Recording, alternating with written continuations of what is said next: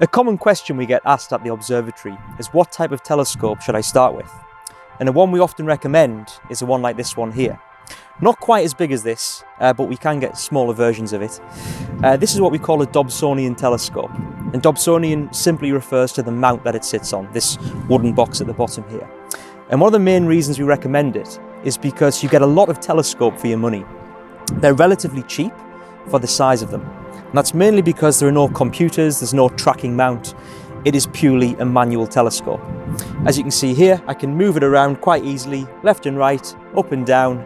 And it really is as simple as looking through the small finder scope here, pointing at your target, and then you look through the eyepiece at the side, and then hopefully you'll see what you've pointed at. It does take a bit of practice to get used to, but we think that's part of the fun in stargazing, is trying to learn the night sky, pointing the telescope at various objects, and exploring for yourself. And just to show you how big this one is here, look at the size of that mirror down at the bottom there. This is a 12-inch version, but you can get smaller versions like 8-inch or 10-inch, which are a little bit cheaper. And the 8-inch version comes in at around about £300, which is fairly reasonable for a telescope that size.